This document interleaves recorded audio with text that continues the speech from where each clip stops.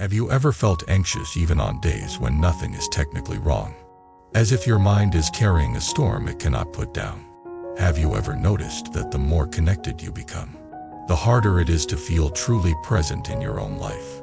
Welcome back to the channel. Today we are talking about modern anxiety. Not as a personal failure, not as a flaw in your character, but as a predictable response to a world that rarely stops moving. In 2026, it can feel like life is always asking you to speed up, to optimize, to stay available, to respond immediately, to keep up with the pace of everything. And when you try to do that for too long, your nervous system starts to behave like it is permanently on call. Even when you sit down, your body does not receive the message. Even when the room is quiet, your mind keeps scrolling. So here is the question we are exploring together. Is there a counterintuitive solution to anxiety that is not another tool you must manage? Not another app that demands your attention? Not another quick fix that fades the moment life gets loud again? There is, and it is old. It is so old that modern life almost forgot it. Ancient meditation, especially the foundational Buddhist approach, was designed for minds that suffer, hearts that cling, and nervous systems that cannot rest. It was designed for human beings living in uncertainty. The world has changed. The nervous system has not. The mind still becomes afraid. The heart still tries to control the future. The body still holds tension when it does not feel safe. That is why ancient stillness still works. But we have to understand it correctly. Because meditation is often misunderstood. Meditation is not escaping reality. Meditation is learning how to meet reality without panic. Meditation is not becoming blank. Meditation is becoming clear. Meditation is not forcing peace. Meditation is learning the conditions that allow peace to arise. And if you are anxious, you do not need a perfect spiritual personality. You need a practical method that teaches your body and mind how to come home again. Let us begin by naming the modern malaise honestly. A lot of anxiety today is not caused by one dramatic problem. It is caused by constant low-grade pressure. Too many notifications. Too many expectations. Too many tabs open. In your browser and in your mind. A culture that rewards speed more than depth. A sense that you should be doing more, becoming more, proving more. Even rest becomes something you feel guilty about. As if you must earn the right to breathe. Digital connectivity intensifies this. Your mind was not built to receive the emotional energy of hundreds or thousands of people every day. Your nervous system was not built to switch context every few minutes. Your attention was not built to be interrupted constantly, on still feel stable. When attention fractures, anxiety rises, because anxiety is often the mind trying to regain control in a world that feels scattered. And then there is the pressure of identity. You are not only living your life, you are comparing it. You are measuring it. You are curating it. When you live under a spotlight, even an imaginary one, the body becomes tense. The mind becomes vigilant. The heart becomes guarded. That vigilance is exhausting. Eventually the nervous system says, I cannot do this anymore. And it expresses that message as anxiety, insomnia, irritation, numbness, or burnout. So if you feel overwhelmed, it does not mean you are weak. It means you are human in an environment that asks the human system to run beyond its natural rhythm. Now we step into whispers from ancient wisdom. The foundational Buddhist principles behind meditation offer a stark contrast to hurried existence. And they begin with a simple recognition. Suffering exists, not as a pessimistic slogan, but as an honest observation. The mind suffers when it clings to what it cannot control. The mind suffers when it runs away from what it does not want to feel. The mind suffers when it confuses thoughts with reality. Anxiety is a form of this suffering. Anxiety often comes from the mind living in the future, trying to prevent pain by rehearsing it. The mind imagines every possible threat because it believes that imagining is protection. That the body experiences those imagined threats as real. Your heart rate rises. Your muscles tighten. Your breath becomes shallow. You cannot sleep because your nervous system thinks it must stay awake to keep you safe. Ancient meditation teaches a different approach. It does not argue with the mind. It trains the mind. It does not demand that you stop thinking. It teaches you how to relate to thinking differently. It does not promise a life without challenges. It offers a way to meet challenges with less reactivity and more wisdom. The timeless appeal of stillness is not that it removes the world. It removes unnecessary suffering inside the world. Stillness is not a luxury. Stillness is a skill. Now let us demystify the practices. These techniques are not about becoming someone else. They are about returning to what you already are beneath the noise. We are going to explore 3 classic methods that are especially helpful for modern anxiety. Breath as an anchor, body scan awareness, and walking meditation. You do not need to master all of them. You can start with one. The key is consistency, not intensity. First, the breath as anchor, often called mindfulness of breathing. When anxiety rises, the mind pulls you upward into the head. Thoughts speed up. The future feels urgent. The body loses grounding. The breath becomes shallow without you noticing. Then the shallow breath signals danger to the nervous system, and anxiety intensifies. It becomes a loop. Breath practice interrupts that loop. Here is the most important thing. You are not using the breath to force calm. You are using the breath to give the nervous system a signal of safety. Slow, steady breathing tells the body that the moment is survivable. Try this with me in your imagination as you listen. You do not need to close your eyes. Simply notice the next inhale. Notice the next exhale. Do not change it yet. Just notice. This is already meditation. The moment you notice, you are no longer fully possessed by the thought stream. You have stepped into awareness. Now gently lengthen the exhale. Not dramatically, just a little. If your inhale is for counts, let your exhale be 6. If counting triggers you, do not count. Simply make the out breath slightly longer than the in breath. Do this for a few cycles. The body begins to soften. Now bring attention to a single point of the breath. It can be the feeling of air at the nostrils. It can be the rise and fall of the chest. It can be the belly expanding and releasing. Choose one. And here is the practice. Each time the mind wanders, you return. Not with anger, not with judgment. Returning is the training. Wandering is normal. Returning is the skill. Anxious minds often say, I cannot meditate because I cannot stop thinking. But meditation is not stopping thoughts. Meditation is noticing thoughts and returning anyway. Every return is a small victory of freedom. There is a deeper layer here that matters.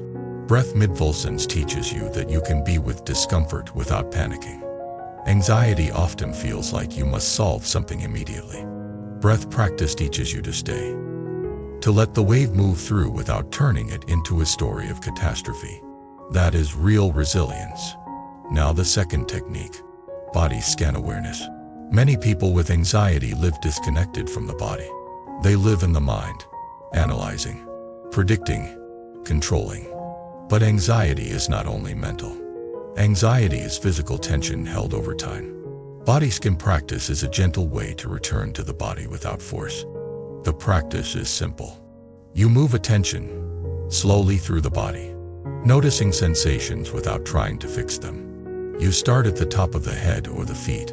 You notice warmth, heaviness, lightness, tightness, tingling. You do not label it as good or bad. You simply observe. Why does this help? Because observation turns fear into information. When you feel a tight chest, the anxious mind says danger. The mindful mind says tightness is present. One creates panic. The other creates space. As you scan, you will find areas that feel clenched, like the jaw, the throat, the shoulders, the belly. When you find them, do not attack them. Do not command them to relax. Just breathe into them gently, as if you are offering warmth to a frightened place. Often the body relaxes when it feels permission, not pressure. Body scan also teaches a powerful truth. Sensations change. Even intense sensations shift when you stop feeding them with fearful thought. This is not pretending. It is direct experience. You learn impermanence through your own nervous system. That learning reduces fear. Now the third technique, walking meditation. Modern anxiety often comes with restlessness. Sitting still can feel impossible. Walking meditation uses movement as the anchor. In walking meditation, you walk slower than usual. Not so slow that you feel awkward in public. Unless you are in a private space. You bring attention to the feeling of the feet touching the ground. Heel, sole, toes, lift, move, place. You feel the body moving through space. You feel the contact with the earth. The mind will wander. You return to the feet. This practice is powerful because it transforms ordinary movement into presence. It trains you to carry stillness into motion. It teaches you that peace is not only found in quiet rooms. Peace can be carried through the day. Walking meditation is especially helpful for people who feel trapped by anxious energy. It gives the nervous system a rhythm. Rhythm is soothing.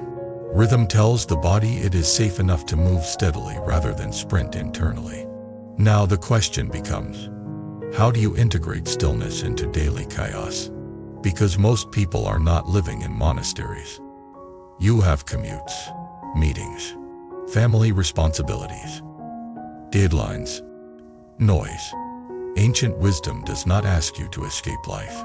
It asks you to practice inside life. This is where micro-moments of mindfulness become your secret power. Micro-moments are tiny pauses that change your nervous system throughout the day. Before you open your phone, take one breath with awareness. That one breath is a boundary. It tells your mind you are not a slave to urgency. Before you enter a meeting, feel your feet for 5 seconds. Let your shoulders drop 1 millimeter. That is enough. You are training the body to be grounded under pressure. When you are washing your hands, feel the water. When you are making tea or coffee, smell it. When you are walking to your car, feel the air on your skin. These are not poetic luxuries. They are nervous system anchors. When you feel anxiety rising, instead of asking, how do I make it stop? Ask, where is my breath? Where are my feet? Where is my jaw? Can I soften one small place? This is how you shift perspective. External demands stop being only obstacles. They become training grounds. Not because you enjoy stress, but because you refuse to waste your life in reaction. Now, there is a subtle point many people miss. Stillness does not mean doing less. It means doing with less friction. When you cultivate inner stillness, you often become more effective. Not because you push harder, but because you stop scattering your energy. You respond instead of react. You make cleaner decisions. You communicate with less defensiveness. You recover faster after stress. This is the ripple effect. Relationships improve because you are less triggered. You listen better. You pause before speaking. You do not dump anxious energy onto others as easily. You become more emotionally intelligent, not as a label, but as a lived skill.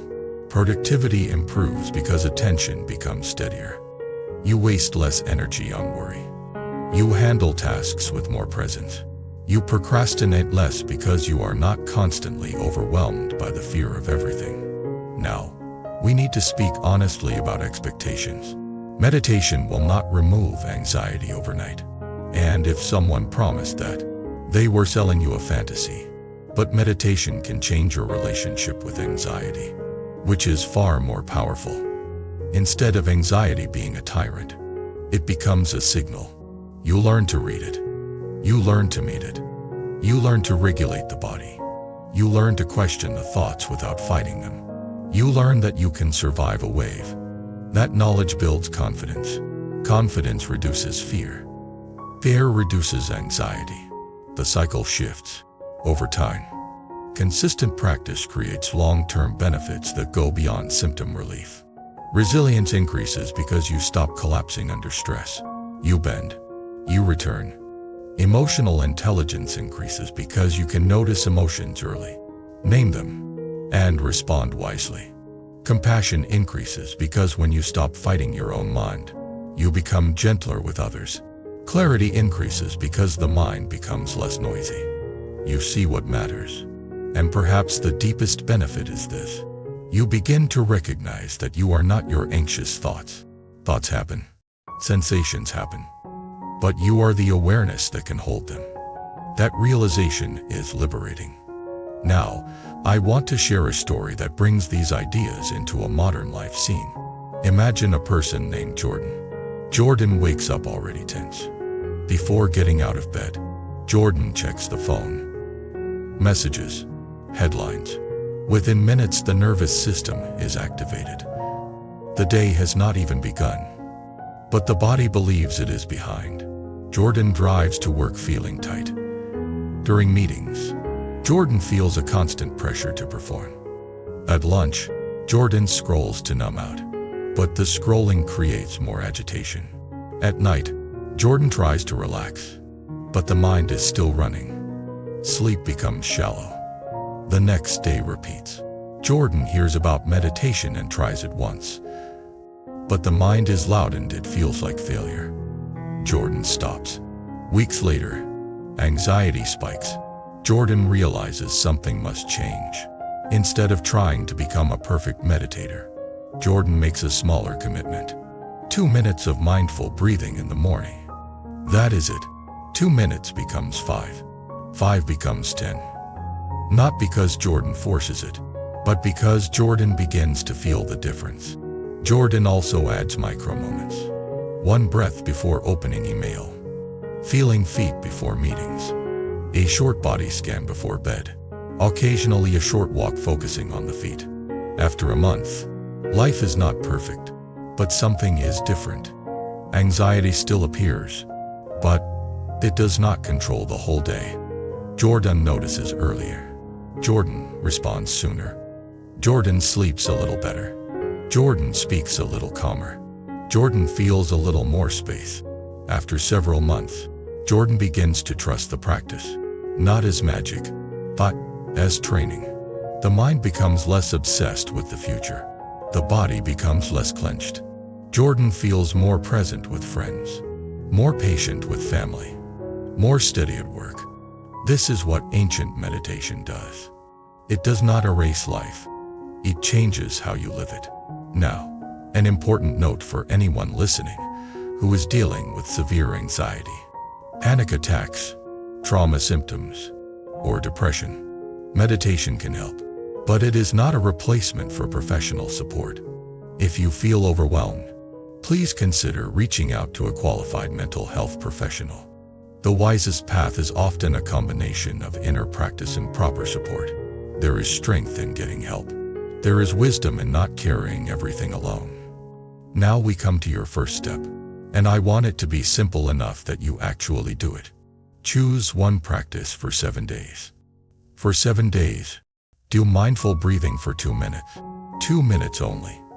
Sit or stand. Feel the breath.